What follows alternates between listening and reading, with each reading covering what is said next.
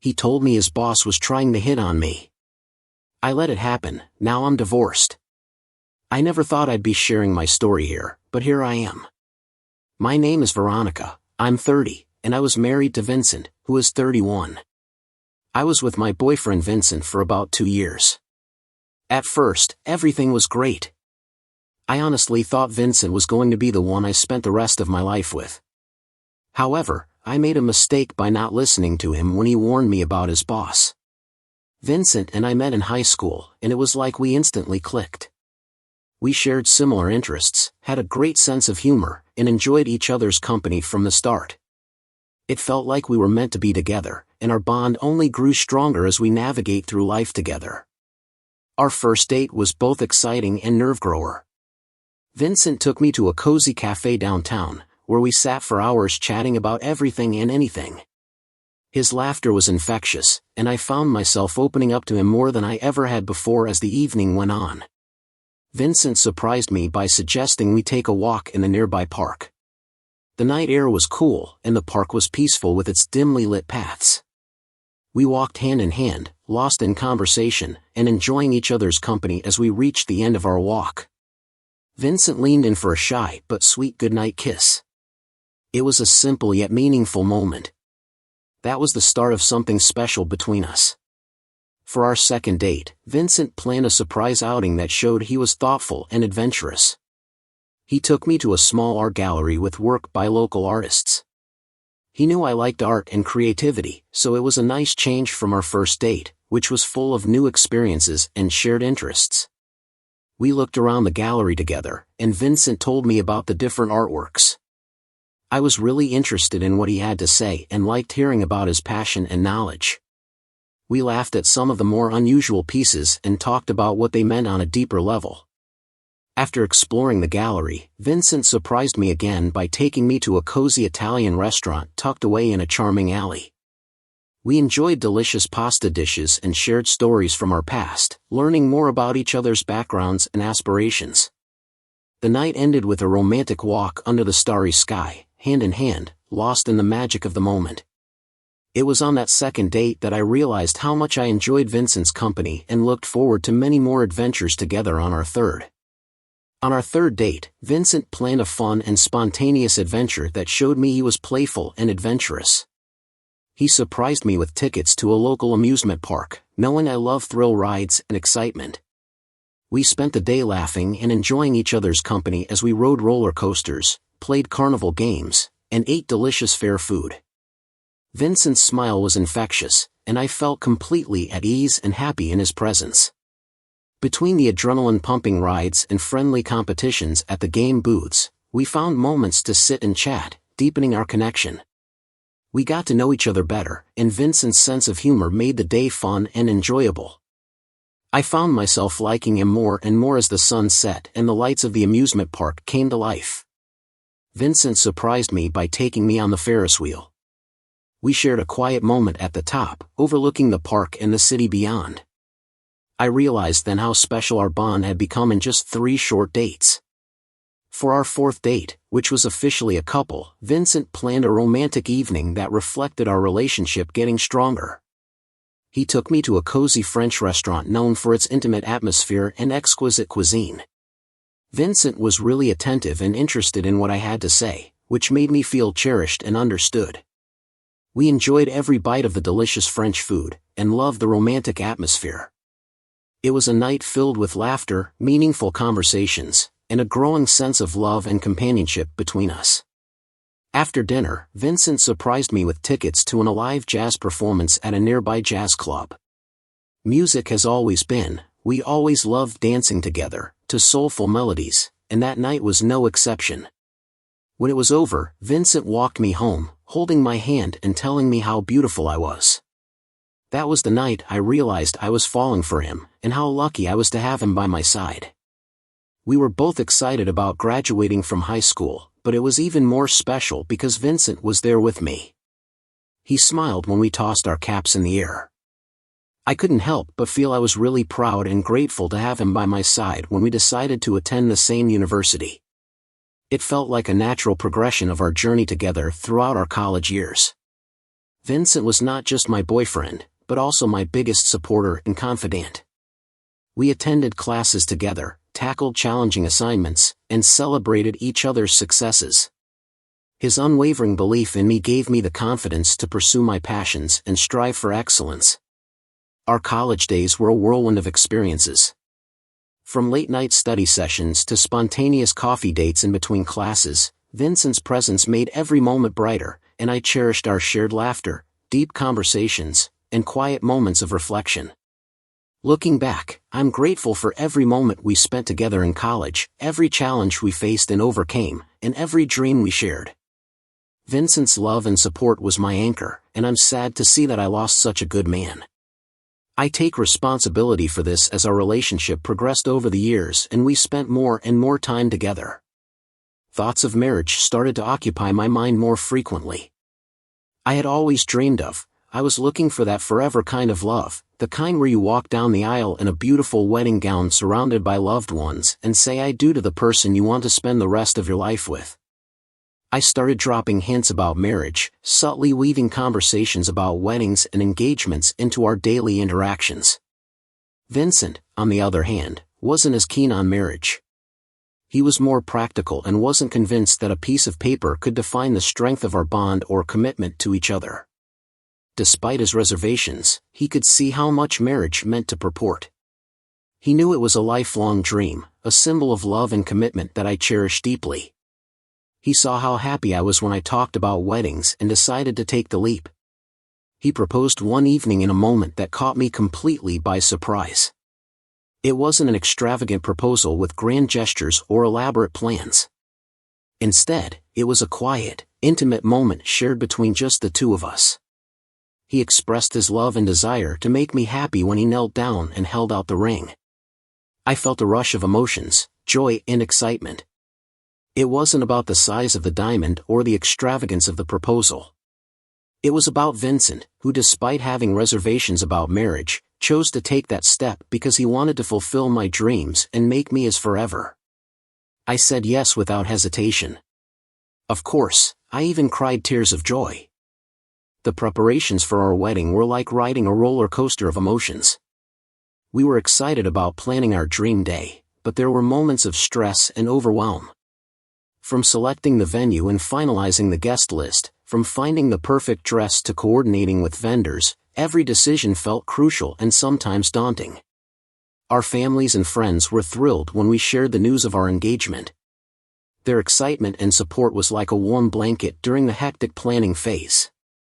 Both our parents played a significant role in guiding us and lending a helping hand wherever needed, making the journey towards our wedding day a bit smoother.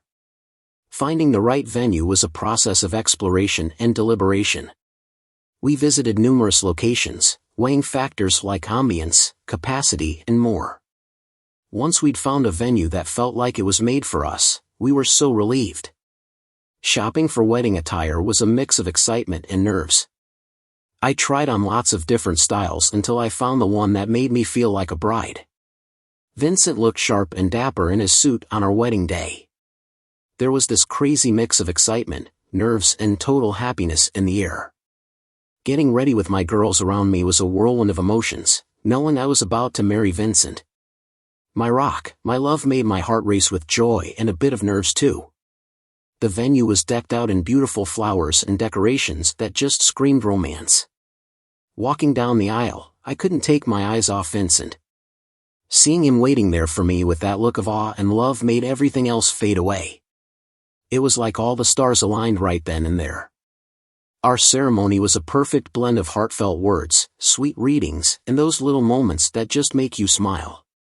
Saying our vows and promising forever to each other felt like the most natural thing in the world.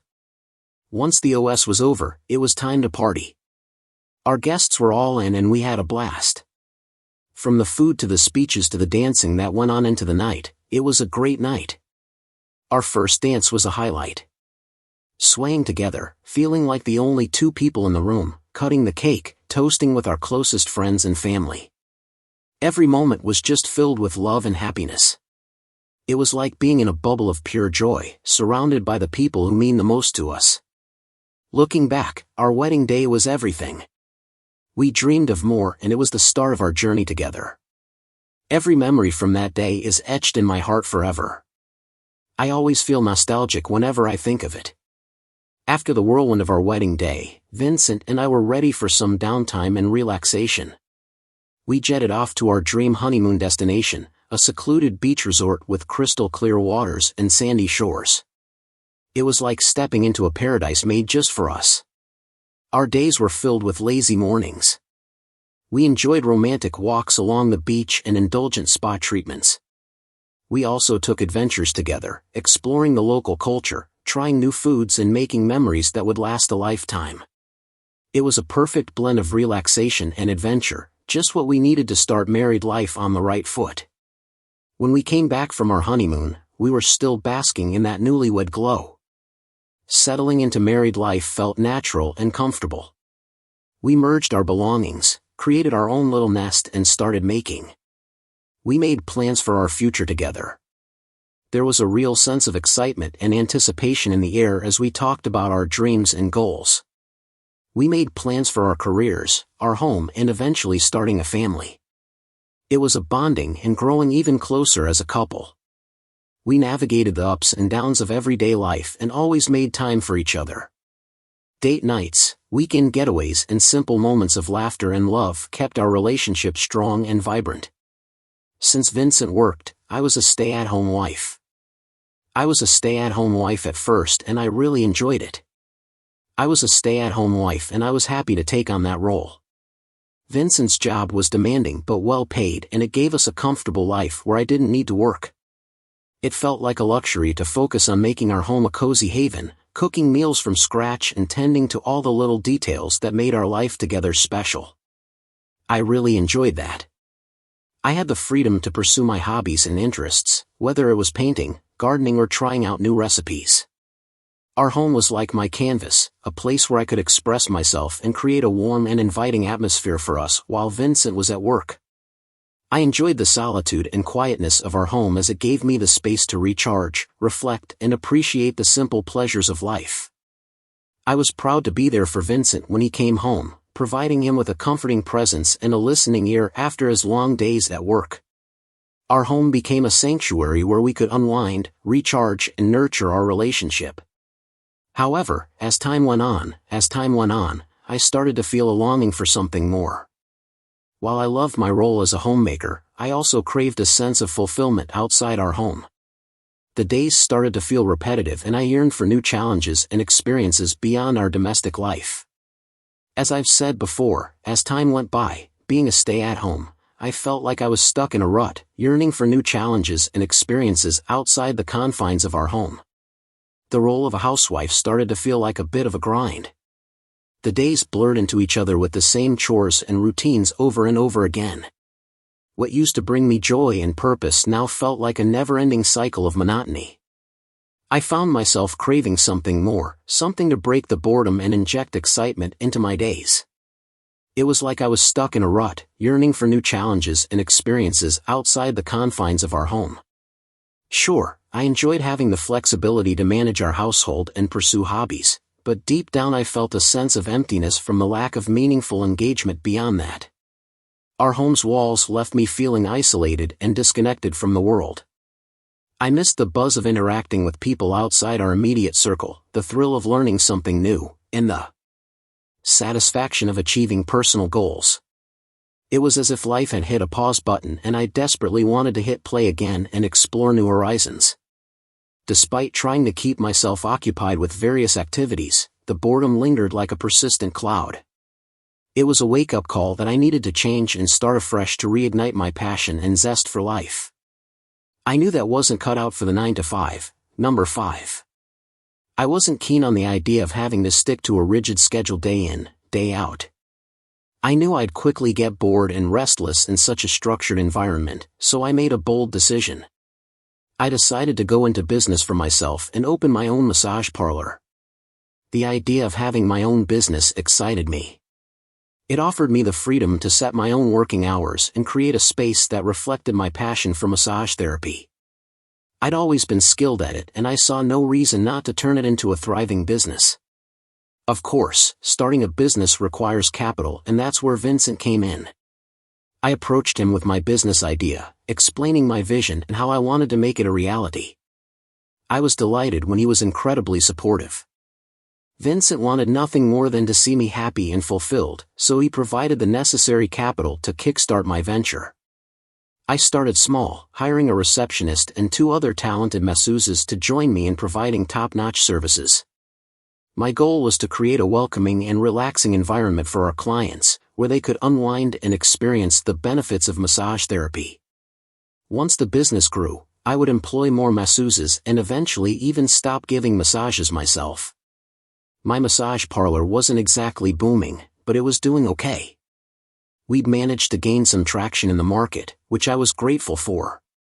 However, I have to admit that I wasn't the best at managing finances.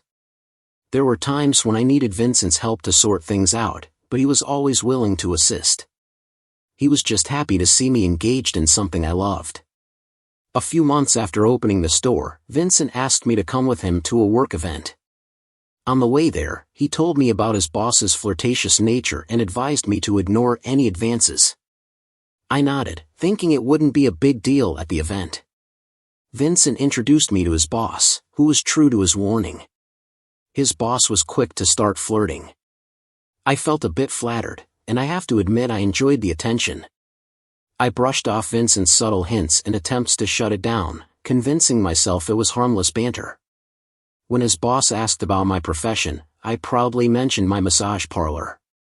To my surprise, he seemed genuinely interested. He was interested and asked for a business card. Vincent's expression shifted slightly, but I ignored it and handed over the card.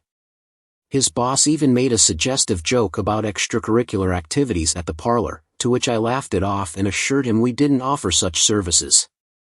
Looking back, I should have listened to Vincent and handled the situation more responsibly.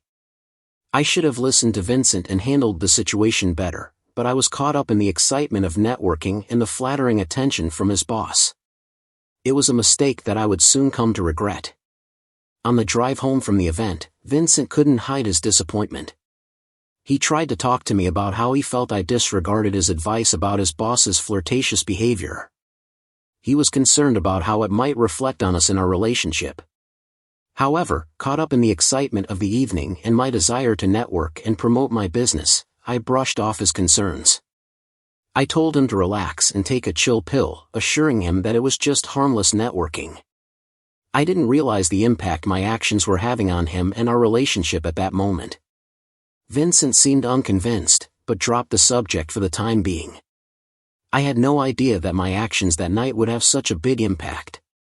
I didn't realize at the time, but this was going to have consequences. The next day, Vincent's boss turned up at the massage parlor. He'd specifically asked me to give him a massage. I was a bit surprised given what had happened the night before. I was also a bit hesitant, but I thought that he was just a client and nothing more. I agreed to give him a massage, but I tried to keep it professional. I was just focused on giving him a good massage. I was surprised that Vincent's boss seemed happy with the service and left me a nice tip before leaving. It was just business, but I still felt awkward. I knew Vincent had warned me about his boss, and I also found out that Vincent's boss was married. I thought about telling Vincent about the visit, but I knew deep down that he wouldn't react well given his previous warnings and concerns. I thought he'd be upset and overthink the situation. I decided to keep the encounter to myself, believing that business should stay separate from personal matters. This meant keeping secrets from my husband. A few days passed without anything major happening. Then, Vincent's boss showed up at the massage parlor again. He insisted that I handle his massage personally. I was uneasy about it, but I agreed to do the massage during the session. Things took a very flirty turn as his boss started with compliments and playful banter. I made the mistake of reciprocating, getting caught up in the moment and enjoying the attention, which I later regretted. Despite my discomfort, his boss seemed satisfied with the massage and left me. I got a much bigger tip than usual before he left, which made me feel a bit conflicted and guilty, especially given Vincent's warnings and the potential fallout from my actions. But I still told myself that business was business and that there was nothing else going on.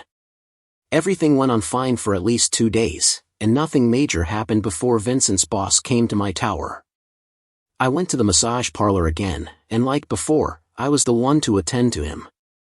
This time, he came in quite late, very close to our closing hours. My MERS had already clocked out, so I attended to him. He was very flirty, and I flirted back. He then invited me out for some drinks, and I accepted since my receptionist hadn't left yet. I asked her to finish and lock up and left with Vincent's. My boss took me out for drinks, and I had a great time. I had a few concerns about what I was doing, but I ignored them. He even paid for all the drinks, and then asked for my number, which I gave to him before he dropped me off at home. I hadn't taken my car that day, so I made him drop me off a few blocks away. I dropped a few blocks away, just in case Jason was home, so he wouldn't know his boss had been the one to drop me off. Afterward, I felt conflicted about my actions, knowing they were inappropriate and could jeopardize my marriage. I tried to rationalize my behavior as networking, and kept my interactions with his boss a secret from Vincent. However, deep down, I knew I was treading dangerous. I felt guilty and uncertain. I shouldn't have given Vincent's boss my number in the first place. I started talking to him all the time, and as a result, my connection with Richard, Vincent's boss, started to affect my relationship with Vincent. I found myself spending more time chatting with Richard, eagerly awaiting his messages. I started to spend more time chatting with Richard, which made Vincent feel like there was a distance between us, and that our relationship was becoming less intimate. Our conversations became strained, which had a significant impact on their marriage. I soon found myself in an even-een. It was a tricky situation. Vincent was trying to bridge the gap between us, trying to spend quality time together, show his love, and address my concerns. But I was so infatuated with Richard that I wasn't seeing things clearly. I was so caught up in the excitement of our conversations that I wasn't paying attention to Vincent's efforts. I still loved Vincent, but my infatuation with Richard made me blind to the impact my actions were having on my marriage. Before long, Richard and I were doing more than just chat. We started hanging out together, and going out for drinks and watching movies together. When Richard's wife wasn't home, despite trying to convince myself otherwise, I was engaged in long conversations with him. It was just harmless fun. I couldn't deny the growing emotional connection I felt towards him. In fact, I found myself increasingly drawn to Richard's company, even though I still loved Vincent. The thrill of being with Richard clouded my judgment. I continued to neglect my relationship with Vincent, spending less time together and becoming more distant. I was torn between my loyalty to Vincent and the allure of my newfound connection with Richard.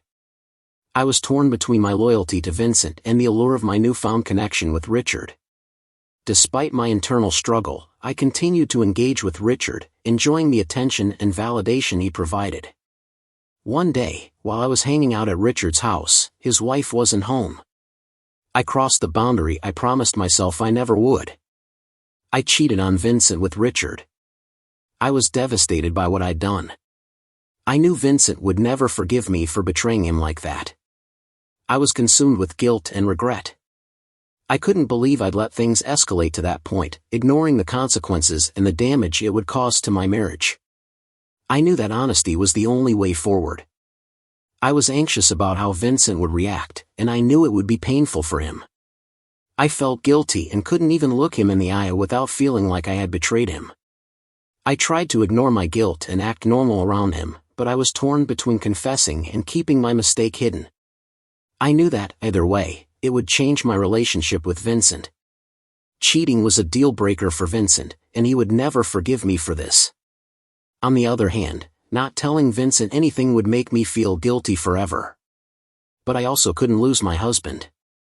I wondered how I had let things get that bad.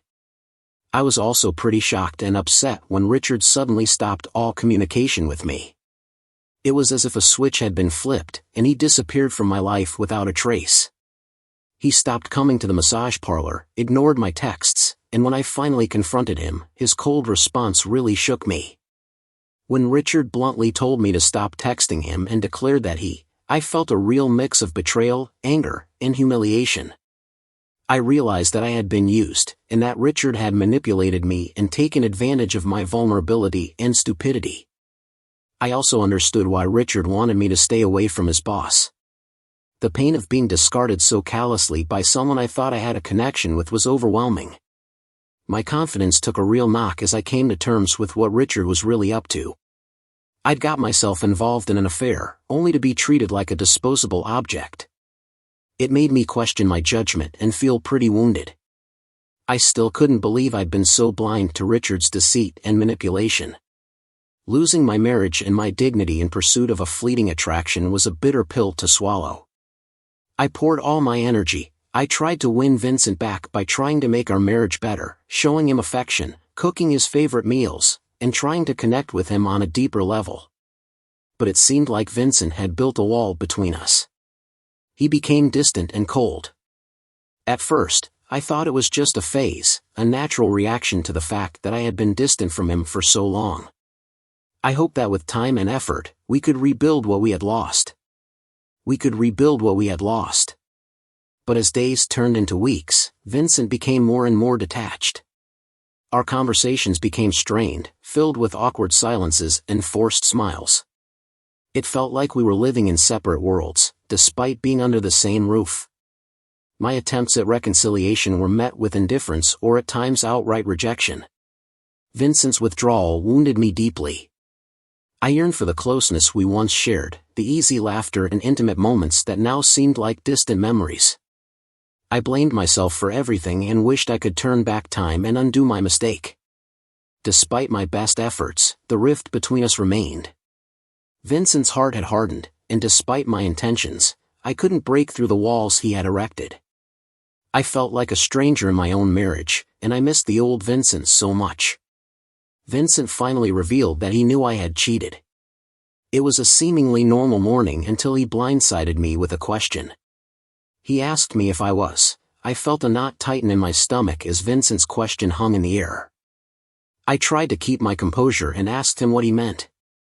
I knew exactly what he was referring to.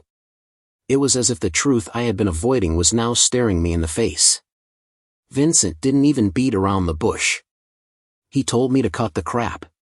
He said he knew I had cheated and that it was pretty stupid to pretend as if I didn't know what he was talking about. I felt exposed and vulnerable. I had hoped he hadn't found out.